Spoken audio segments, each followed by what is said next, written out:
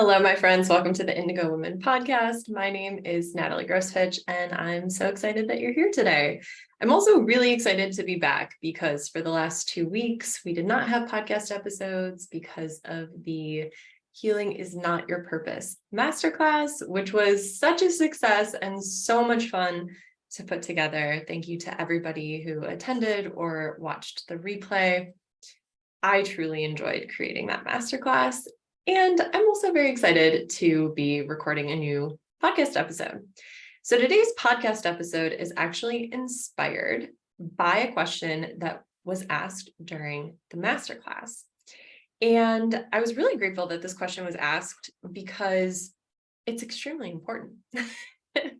And in future iterations of the masterclass, I will be including this information, but I wanted to share it with you guys in this podcast episode today. So within the masterclass, Healing is Not Your Purpose, how to stop orienting around pain and start organizing around pleasure. That was the whole title, very large title. I talked about how we can move away from this narrative of everything hurts. I'm constantly fixing and healing myself. And sometimes I feel fine, but then I fall out of it. And then I have to go through this whole process of healing myself again. And it's just this constant cycle of I need to fix myself and it's never enough. How to step out of that and actually remember your wholeness. So you end up with a giant identity shift, a giant belief change, your values change. And within this shift, you can close the cycle of constantly feeling the need to heal and fix yourself, and instead realize on a very deep molecular level that you are whole exactly the way that you are. And in this masterclass, I shared 3 secrets. The first one was the 4 levels of consciousness. I've done a podcast episode on this in the past, so you can always go back through the archives and find that podcast episode. It's one of my favorites. I love talking about the 4 levels of consciousness and how all it really takes is a shift in perception for us to completely change our reality. It's very powerful. The second secret is that I talked about how to get limiting beliefs up and out from your psyche, which is what we're going to really dive into during this podcast episode. And then the final secret was how this new perception of reality, which I refer to as flow state, can be utilized to magnetize the desires and the opportunities and the things that you want out of existence. So instead of the whole manifestation thing, we're talking about magnetizing those opportunities and actually opening your mind, opening your awareness so that you can see the opportunities that will bring your desires to you. So when I taught that second secret, I talked about how I walk people through the process of removing limiting beliefs from their psyche. And I talked about how you have to address the belief of I'm not enough. That does tend to be the core belief of just about any limiting belief. When you peel back enough layers, almost everyone on this planet, to one degree or another, consciously or unconsciously, believes that they're not enough.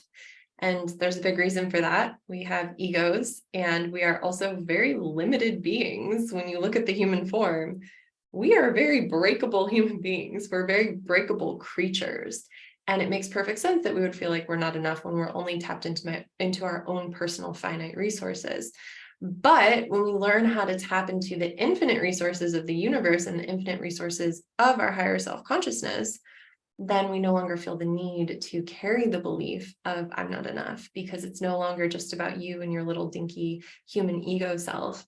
It's about opening up to the channel of abundance that is the universe. And as long as you have the universe flowing through you, then you're more than enough all the time.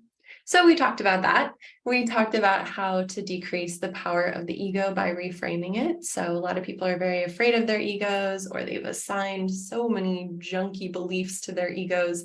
But we can strip that away layer by layer so that the ego stops being this really daunting force in our lives. It stops being this shadow and instead starts working as a teacher.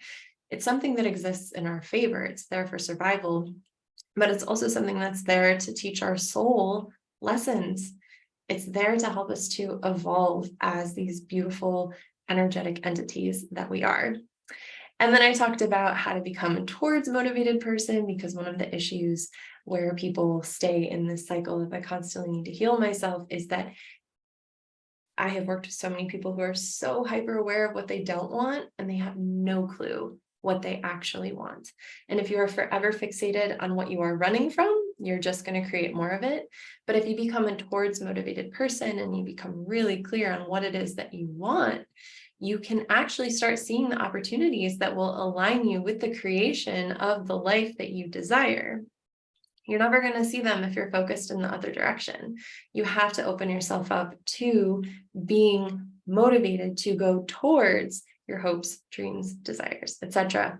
And then finally, I talked about how important it is to tug the roots of limiting beliefs up by the root by using neuroenergetic techniques.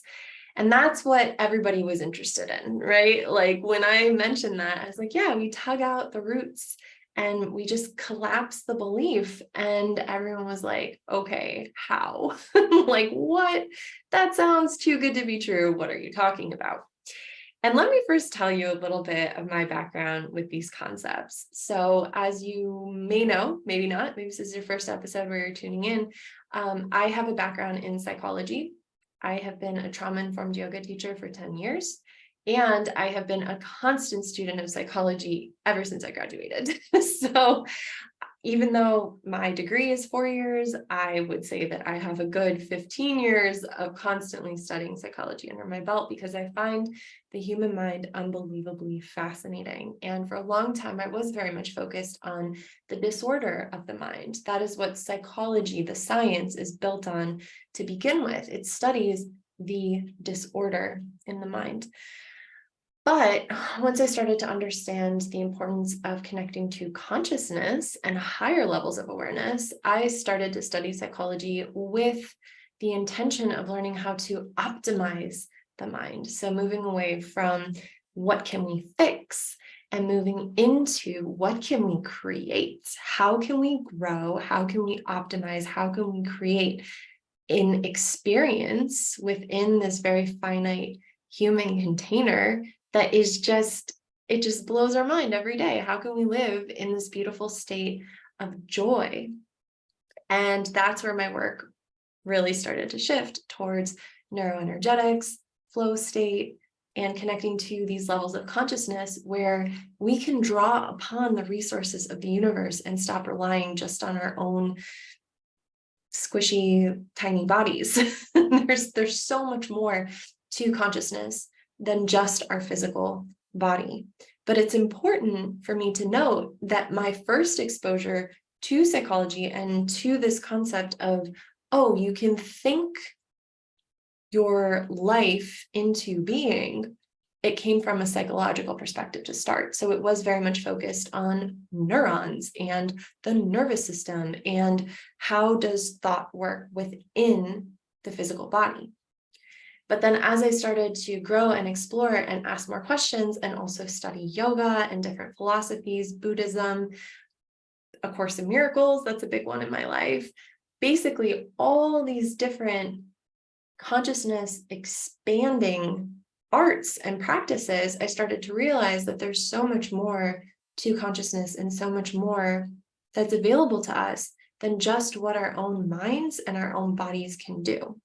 So this is not a new concept by any stretch of the imagination. The first time I ever heard of this idea was with Carl Jung, when he talked about the collective consciousness. I've gone in depth with this in past podcast episodes, so I won't go super deep into it right now. But he didn't even really create the concept. He just coined it. This idea of a collective consciousness, of a sacred fabric, has been part of ancient cultures forever. And there have been cultures in history who have figured out how to tap into it. The more tapped in that a culture or even an individual has been into the sacred fabric of collective consciousness, the more powerful they've become. And the more detached that people are, either individually or collectively, the less powerful they are. And this has just been a running theme. If you go throughout history, if you explore the different mindsets and ideologies and ways that groups of people have been controlled or were controlling others, having that ability to tap into something greater than themselves has played a huge role in human history.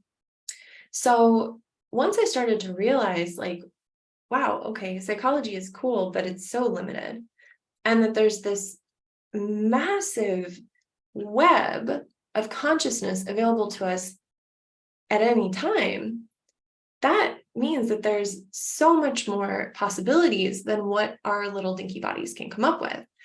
What I also love about this, and what's also really important to know about me as a person, is that I am a very critical thinker and I'm massively investigative in my mindset. So I don't take things at face value, especially when it comes to things that are more esoteric or more abstract or more woo-woo. And what I love is that over the last couple decades, there's been so much research going into this, that there are scientists, there are psychologists, there are metaphysicists who have been able to determine the sacred fabric from a scientific space. So my partner and I have been getting into Joe Dispenza a lot lately. Super cool. I know that he's a little controversial. Everybody is. Let's be real. I feel like any scientist or scholar who attempts to dig into these principles from a scientific standpoint, there's always going to be an extra critical eye on what they're doing, because it sometimes does require methods that are outside of the status quo, and or maybe our technology hasn't really caught up with the ability to measure these things. But I think it's very exciting that we're getting there. I think it's very exciting that humans have moved away from blind acceptance and have moved towards this really amazing curiosity, where we're starting to realize, okay, there is massive merit in the old ways of utilizing universal energy. And never before in human history have we had the tools and technology to measure it and quantify it and figure out exactly what it is. But now we can do that. We're moving towards that more, which I think is really cool. So this is where neuroenergetics is so fascinating to me, because it feels like magic. And it has this incredible psychological base to it that, for me personally, as someone who's so hypercritical, I love the fact that what I practice has magical results and is based in scientific reasoning. Like, to me, that is the jackpot of a coaching practice, to be able to say, I can get you an unbelievably profound shift in 60 minutes or less, and I can actually tell you exactly how I did it from a scientific perspective. To me, that's amazing, because it's not smoke and mirrors. It is based on science. So how do we do it? I'm going to break it down super simple. Please keep in mind that I've been studying this for a year now. So this is me condensing this year of study into 5 steps. These are not my 5 steps. These are the 5 steps of NLP, like neurolinguistics. I don't actually know exactly where these steps come from, but they were taught to me throughout my training. And I was like, oh, cool. This is a really great way to summarize it. So say that you have a limiting belief and, man, it's just really bugging you. And here's the cool thing.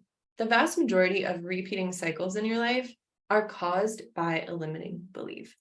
And that limiting belief typically comes from a limiting decision that you made at some point in time. Maybe it was during your lifetime. Maybe it was in a past life. Maybe it was even a past generation. Maybe it was a decision that your grandmother made, and now you're carrying it in your own life. I think that that really takes the edge off of this idea of limiting beliefs. A lot of people get really attached to their beliefs because they are very much attached to our identity. And that can make it really daunting for people to release a belief. They're like, well, if I release this belief, then I don't know who I am anymore. And it's like, okay, well, let's peel it back a little bit. What if you just released that decision?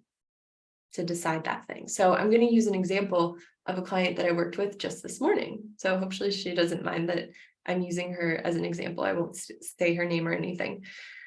But when I was working with my client this morning, we did some really cool layer work and we had a little bit of time left. So I said, okay, is there a belief that you are really eager to shift? And she said, yes, I want to stop believing that people are dangerous. And I said, ooh, juicy one. Awesome. Love when people come to me and they're super self-aware. Like if you show up on my doorstep and you already have yourself pretty figured out, the magic that we can create in 60 minutes is insane. I love, love, love working with women who have already dug into their stuff so much that they basically just show up and they put everything on the table. And I'm like, yes, amazing. There you go. The shift is so immediate because you're so ready and you're so aware of what needs to be shifted, that desire to shift makes the shift possible. So she comes to me and she says, I want to stop believing that people are dangerous. So I walked her through these 5 steps. So the 5 steps are, first of all, identifying the problem or the belief. We already did that. People are dangerous. The second step is identifying the root cause. So clearly something had to happen either in her conscious awareness, in her life that she can remember, or it happened subconsciously or when she was young, she can't remember it, doesn't really matter, but we have to determine the root cause. The next thing is that we have to look at the motivation.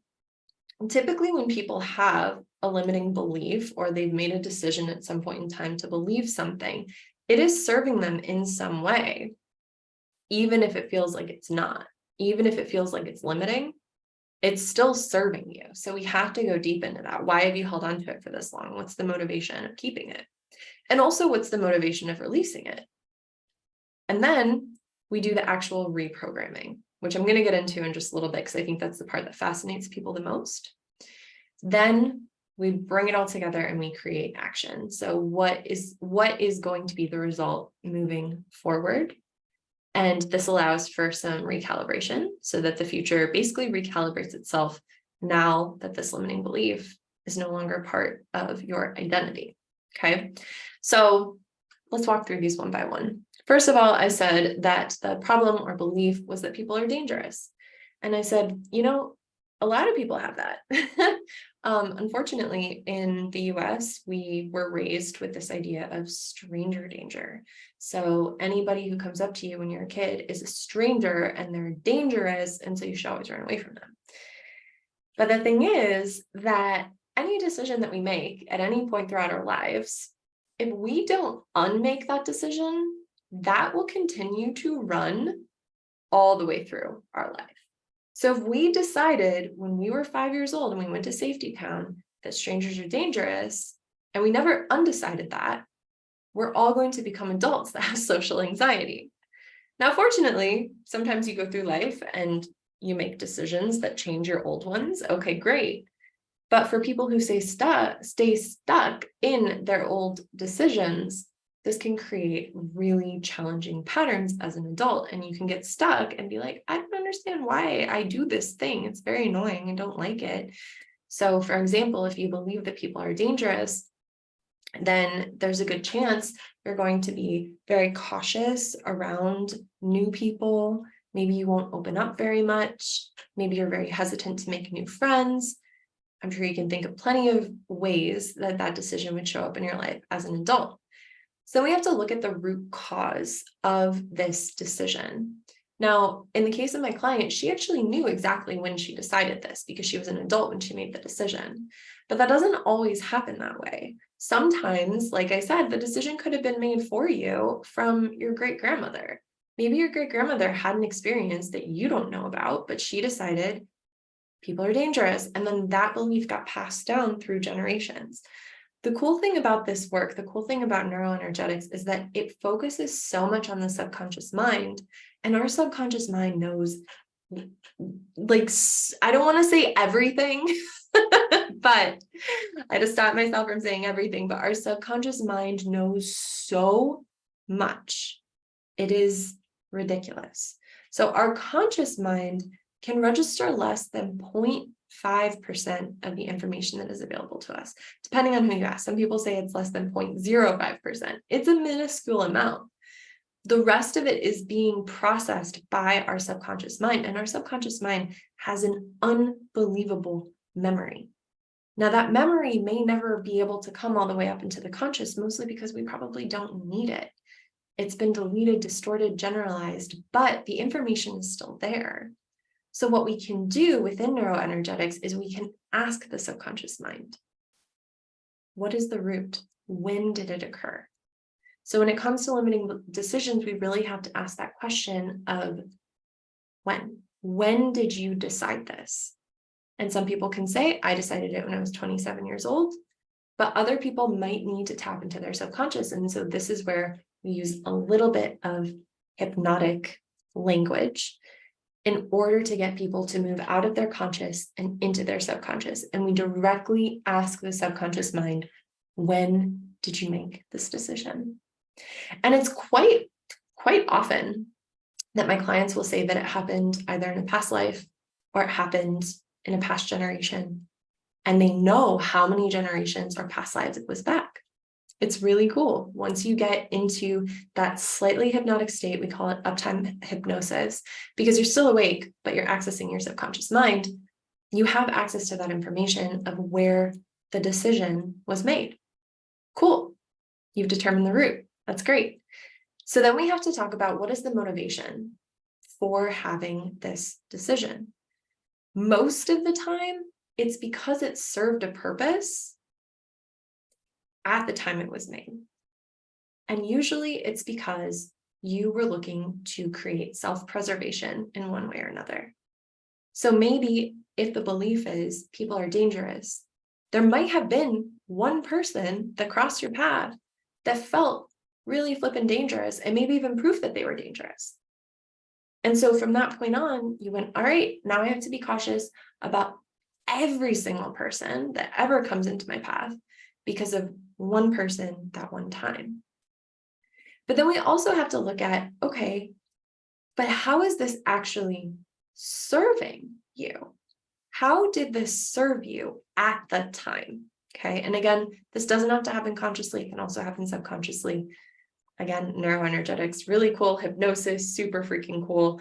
But just to kind of give you a linear understanding of what happens, it's important to figure out what is the motivation, and that's typically connected to a learning. Okay, so oftentimes we hold on to a belief or a decision that's no longer serving us because we haven't fully digested the learning yet. So for example, again, people are dangerous. At the time, the motivation for this belief was to stay safe. However, my client realized that it also taught her autonomy. It made her realize that she has to really take care of herself. And it gave her the sense of empowerment when she successfully did take care of herself in that situation. We were able to find meaning for that belief within the greater context of her life. And yes, this can be done even if it's past generations or past lives. It can still be done. This just happened to be a very conscious one, which was cool. So then we went into what will happen when you don't have this decision running the programming in your mind any longer. And that was when she really perked up and realized that it's going to help her with creating community. It's going to help her with connection. It's going to help her to see people with love. And I could tell, I could sense that shift, that she was ready. So I asked her, are you ready consciously and subconsciously? I asked subconsciously first and then consciously to remove this decision. And she said, yes, she was so ready. And then we get into step number 4, which is reprogramming. Now, this is probably one of the coolest things I've ever seen in psychology. And it also, when I chose to study neuroenergetics, I really started to understand on a deeper level how people can become so extremely influential.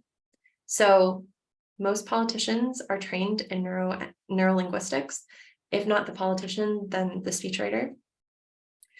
So many of these big name coaches, Tony Robbins is a huge one, but people who get up on stage and they get people to change their beliefs just by talking to them for an hour, motivational speakers who have massive impacts on the people that they're speaking to.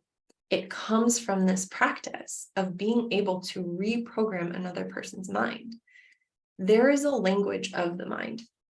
That's what neuroenergetics is. That's what neurolinguistics is.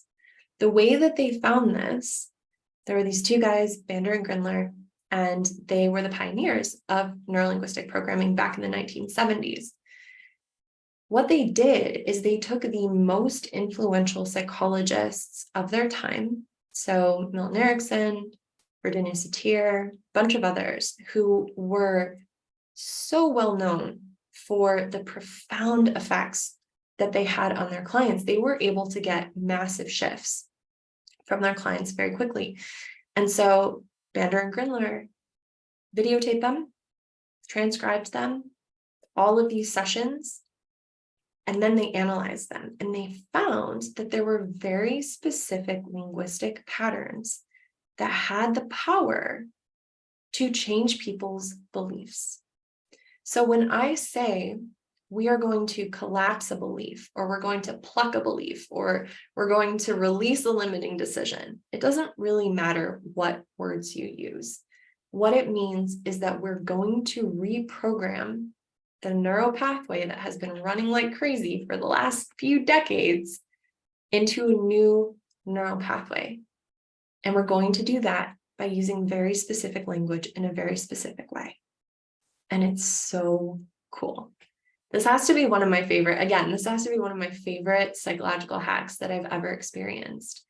When you get down to it, we have our conscious mind and our subconscious mind. And in between, there's something called a critical faculty. The critical faculty is the part of us that will go, oh yeah, I like that, or oh no, not that. So for example, if someone gives you a compliment and you're like, you know, someone says, I love your shoes, and your immediate response is, oh, these old things, we brush off the compliment. We don't embody it. That's our critical faculty. So the same thing happens with beliefs. So say that with my client again, people are dangerous. And I just spoke to her conscious mind and I went, no, people are great. People are lovely. Think of all the lovely people in your life. Can't you think, is your mom dangerous? No, probably not. So and I'm just talking to her conscious mind. Her conscious mind might be like, yeah, okay, cool. You're making a decent point. But her critical faculty is going, yeah, but I still don't buy it. So when we use these neuroenergetic techniques, we distract the critical faculty. It's the coolest thing. And our critical faculty scooches off to the side so we can appeal directly to the subconscious mind. So instead of just talking to you consciously and being like, here's all the reasons that your belief is dumb, which of course I would never say, but instead of just trying to appeal to that conscious mind, which is such a teeny tiny fraction of all the thoughts, I get rid of the critical faculty and I speak directly to your subconscious mind. And because you gave me consent at the beginning, we can do it. So keep in mind, there are some NLP practitioners who do not take the consent into account. And it's wild. There's this guy named Darren Brown who utilizes it in a TV show. I think it's on Netflix, where he will just manipulate people without their knowing. And before you know it, they're handing their wallets to him without realizing that they're handing their wallets to him, and he's taking it and walking it away. It's wild. But the work that I do comes from a specific lineage in which consent is crucial, and the techniques will not work unless I have your consent. So that's why we do all this work ahead of time. That's why, even though the programming is really where the shift happens, that's why we have 3 steps that have to happen first, because you need to be primed and you need to give me both conscious and unconscious or subconscious consent before we can go in there and make the shift. And if you think that shifting a belief is difficult, just think of this. Abraham Hicks said, a belief is just a thought you keep thinking. If you want to stop believing a belief, you just have to stop thinking that thought. What is a thought? It's an electrical impulse. All we're doing is taking the electrical impulses that you're used to running, and we're giving you a different track for those electrical impulses to run on. And these new impulses are more aligned with who you are as a human being. And then finally, step number 5, creating action, which is basically where we have a moment of integration and we test it and we make sure, did it work? And it does. It always does. That's the joy of it. Like, I don't think I'll ever get tired of seeing the look on my client's face when they realize, holy crap, I don't believe that anymore. It's actually really silly that I believed that at one point. Now, I try not to get into that too much. I really was thinking of one particular belief that I shifted recently. Someone had a psychic reading back when they were in their late 20s or mid 20s. And it wasn't even from anyone who considered themselves a psychic. They just happened to have a book about palm reading. And this person who just read from a book had enough of an influence on my client that my client believed that they were going to get into a heavy accident just because this woman with a palm reading book told them that it would happen.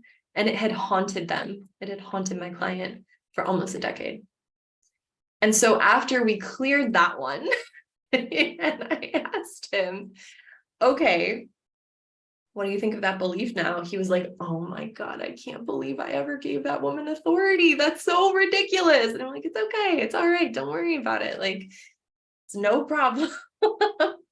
But especially those really sticky ones where we're constantly ruminating on something someone said, or that one event that just made us lose faith in ourselves for whatever reason. It can be changed, it can be corrected, it can be rewired, and it can happen so fast if you set up all of these layers and then you reprogram and there's the consent. Our minds are so powerful. So that's why within my own practice, everything that I just explained, it is very much psychology based. But after these shifts happen, or even before, when we're guided into making these shifts, we can make the shift and then it trickles out into our energetic space, into our spiritual space, into our ability to connect with source.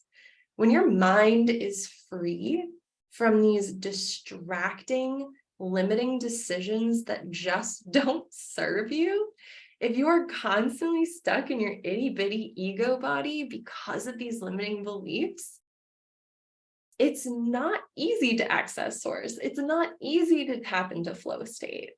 But when those decisions can be removed, and I'm not joking when I say it can be removed in an instant, you got to do all the prep work first, but once you're ready for it, it's a snap. It is a snap. It's so cool because all it is a different electrical impulse. All of a sudden, you can open yourself up now. Source can actually get through because you've created space for it. And now all of a sudden, source is at the front and center of your consciousness. It's no longer those stupid little nagging thoughts. I don't want to call your thoughts stupid, but let's say limiting or outdated or really, really not helpful, those thoughts, instead of having those little mosquitoes buzzing around your brain all day, what if you could just clear it and make room for your higher self, your intuition, your knowing, for source energy, for all the infinite resources of the universe to finally be able to get in? Can you imagine? That's when the magic happens. That's when you get to really light up with your life's purpose. You get to really embody being the creator of your existence. That's when the magnetizing really gets going. That's when all of these beautiful opportunities start showing up because you've released what doesn't serve you. And we release it with gratitude because, like I said, it served a purpose at one point or another. But why carry around stuff that just is not doing it for you anymore? while source is waiting for you on the other side, being like, yo, you gonna make room for me or what?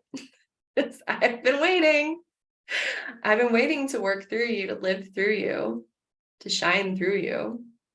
You just got to clear out the clutter. So that's how it's done. That is how I clear limiting beliefs within my practice. And I freaking love it. I love what I do, you guys. Currently, I'm working on my 7th certification right now. And I think I'm probably going to go for the next level. I can't stop. It's so good. It's so good. And I just love it. And just watching the shifts that my clients have already, I'm like, okay, if this is what level 7 looks like, what does level 8 look like? Oh my God. So I'll let you know once I get there. But that is all for today. Thank you so much for tuning in. Today, I was going to have a guest, but life happened. So she will be on next week. So I hope that you tune in. We're going to be talking about neurodivergence and flow state. So how can we connect to flow? How can we connect to source in our spirituality when there is also neurodivergence present? So my lovely client Shay will be joining me next week, same time, same place. And I hope that you tune in, and I will see you then. Have a great day. Bye.